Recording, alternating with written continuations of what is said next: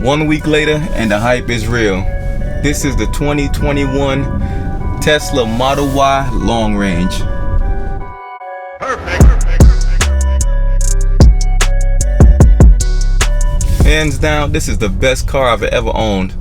Yes, it's only been like a short time of owning a Tesla, but man, I can't see myself ever going back to like owning a car that takes gas. Like, look at that gas station. Like, it just feels so weird to say I'm going to the gas station.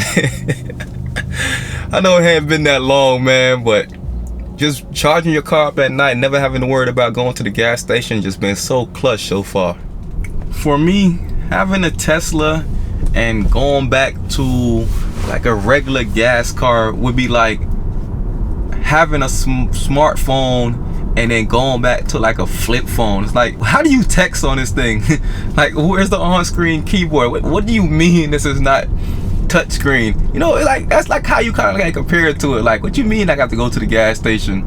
Like, what you mean I don't have like Netflix in my car?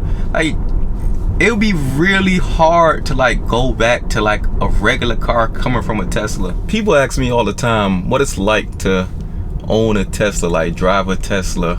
And for me, like, the best example I can give is like, it's like a smartphone on wheels, because everything you have or everything you do with the Tesla is done through this huge 15-inch display, and it is the centerpiece of the whole entire car. I mean, you do every single thing from the display. Like, the only thing you really do from outside of the display is like probably put your windows up and down and like unlock your doors, but technically you can do all those same things from the display. So just about, I would say 99% of the things you could do from the display. And what's so cool about like having this car operate like a smartphone is that you get over-the-air updates. I've already received one update and it said it was just for like minor bug fixes, but after the update happened, it completely redid the left side of the screen. The left side of the screen is like kind of like what shows you the car and shows you the autopilot and full self-driving details, and you know, like the speed limit and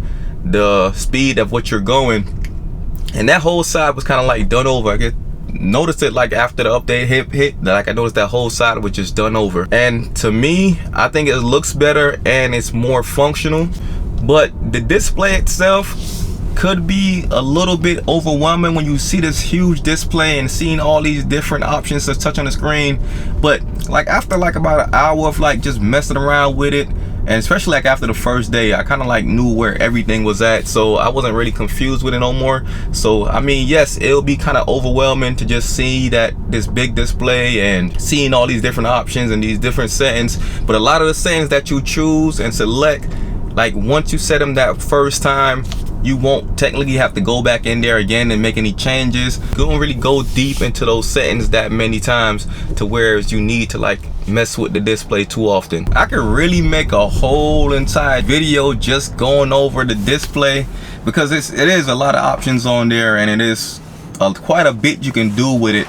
It's like a big old iPad in the car. So I mean, I could technically make a whole video on it, and if you do want like a whole video about the display and all the features that comes with it, I could do that. Just drop a like, hit a comment below, and I could come around and make another video just about the display. As far as the driving experience, the first thing you'll notice is that you don't need to use the brakes. It has what you call regenerative braking, and it's pretty much allows the car to like stop by itself and take that energy it's using to stop itself to put back battery into your car to give you more range. This can be adjusted to where you have like 3 different options you can select to your liking.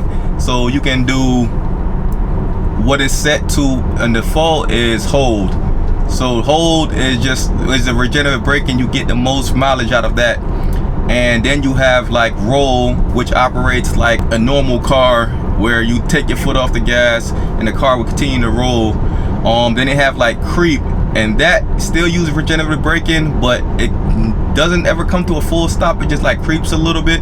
And then like, well, what I have it set on is hold, and which kind of like I recommend like keeping it on, because like I said, it gives you the most Like battery life, I'm gonna stop saying mileage, because really the miles hasn't really been so accurate when I drive. So I would say just battery life. The only thing with that is that if you take your foot like off the gas, it has this jerky feel to it. Like it's real jerky. So with a trick around getting rid of the jerkiness is slowly release just your foot off the throttle, and then it will like reduces the strength of the regenerative braking, and it won't just come try to put so much aggressiveness to the braking. One thing I noticed about driving this car too is like there is no blind spot notification. Normally you'll have on your side view mirrors, you'll have like those lights that let you know someone is near your blind spot.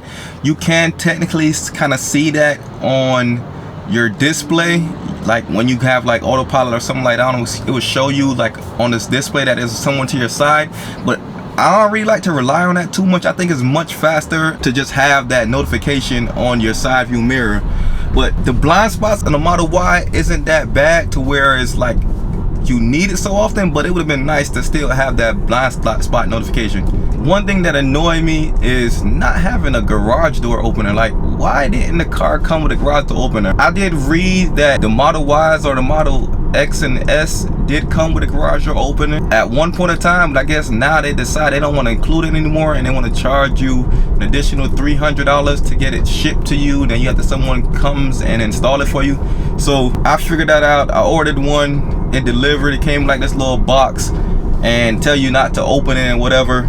And I scheduled a service to come out, so the service appointment was like 3 weeks out, so I'm still waiting for someone to come out and install that garage door opener. But it seemed kind of odd for them not to automatically include it, but it's whatever. You could opt not to get the garage door opener and just use your regular button, but what's the fun in that? I got my Model Y equipped with full self-driving. Whether that is worth it or not is a whole separate video that I can make. So you want to make that video, I could just drop a comment below and I'll go through and make that video on what I think, whether it's worth it or not. Just in short, it's a $10,000 upgrade, which is pretty expensive. But me being like a tech guy and just love technology and love software, I couldn't possibly own a Tesla without getting full self-driving just to test it out for myself to see how good it is. So far, like, it's incredible how good it works. Like, it works really well. I mean, it's still considered beta, and you can see like there are a few beta things that's happening beta things, but it's like some kind of glitchiness, jerkiness with like the map, but that's just with the sensors. A lot of things are moving around. But autopilot is just cruise control on steroids, meaning that you have the ability to like set your speed like normal cruise control. But then I know some cars today have like adaptive cruise control where it will like slow down and speed up for you. So just one step above that is where not only can it slow down and speed up for you, it also will maintain the lane. I've seen other cars try to do that, but they all sucked at it. But the Tesla just did it so perfect. I mean, it was perfect. Never, not one time like that I feel like it was losing this lane or getting over too much. It just worked great.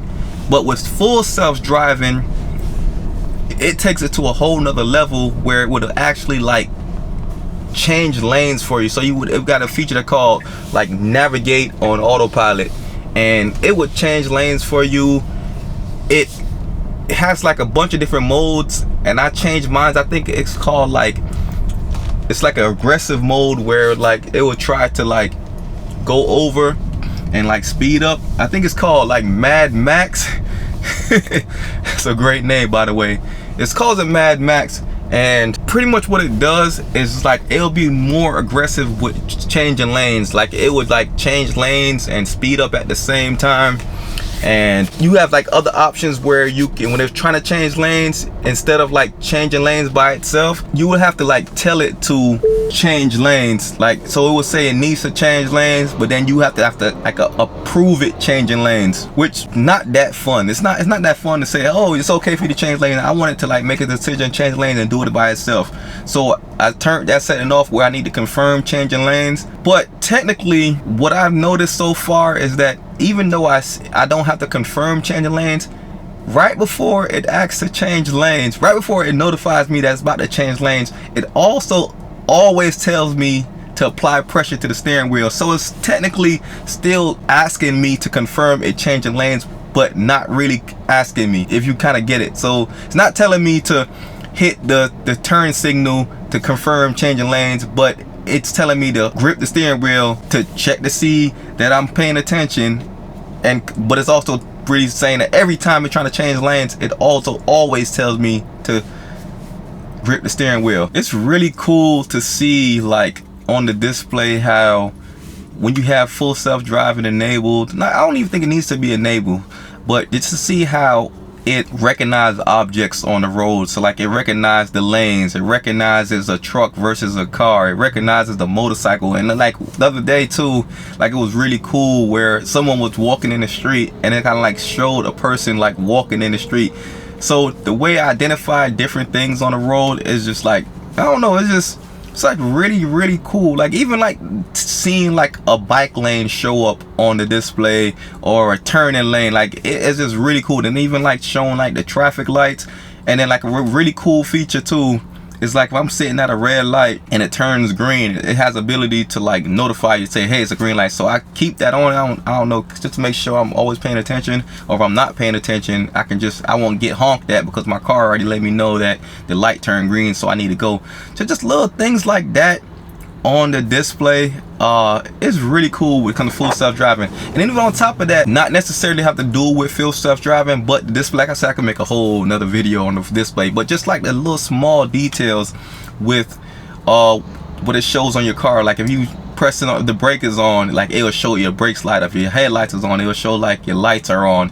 Just your doors open, like, it will show what door is open. Just little small touches. Like, I really think that Tesla really paid attention to the fine details about like what you see on the display, and I think they did a great job at that. Having to charge your car like a smartphone. I keep using the smartphone for example, just because that's like the best thing I can compare it to, is just charging your phone at night. But the idea of having to charge your car it's still really funny to me, and also was nerve-wracking because like I just had that fear of like my battery just dying on me at the worst time and not being able to quickly go to a gas station. One of the reasons why I opted to go with the long range instead of the standard range, I was never going to choose the performance version because I think the car already is really fast, and any faster than that, I don't think I need that much speed. So I went with the long range instead of the standard range because I was just scared about the battery life. But being on the topic of battery life and how long it lasts, the car comes with the standard charger that plugs into the 120 volt outlet. I'm just gonna let you know right now, that is a waste of time. I don't even know why it's included, because it charges your car at a whole 5 miles an hour. Like, the first time I plugged that thing in and it said, oh, I don't even think I was at half battery life. I feel like I was probably like 75% battery life, and I plugged it in and it was like, oh, 24 plus hours until full. Like, that seemed crazy to me that they're talking about 24 plus hours.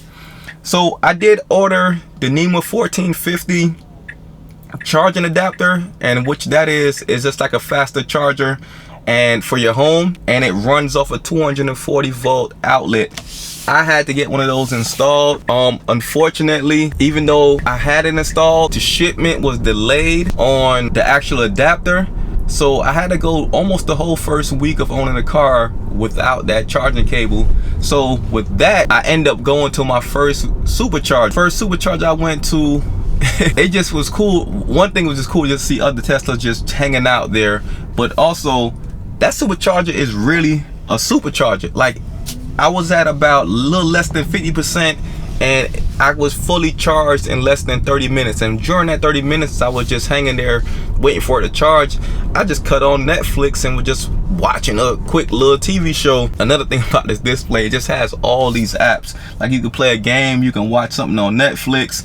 Like, Tesla found the way that while people are charging, if they're like on a road trip or something, to keep you entertained by having these different options when it comes to display. I gotta pull out on them real quick. But back to the to the whole charging situation, like I really do suggest that if you're buying a Tesla, go ahead and order that charging adapter at the same time. Either that charging adapter, or I think they have the Tesla wall adapter. Both of those are a way better option than thinking that you're gonna be able to use that standard adapter that comes with the Model Y or any Tesla. One thing I was worried about when buying a Tesla, how the speakers were gonna sound. Like, I listen to music loud and I like a lot of bass, so I was kind of worried that the speakers wasn't gonna be loud enough for me or have enough bass. But boy, was I wrong, and I'm happy I'm wrong. The 14 speaker setup, and I think it has like 1 or 2 subwoofers installed, and them things wham wham, I think they hit. Like, I adjusted my settings to, like, of course I adjusted my settings to like make the subs a little louder, and it has more than enough bass, like, for anything I listen to.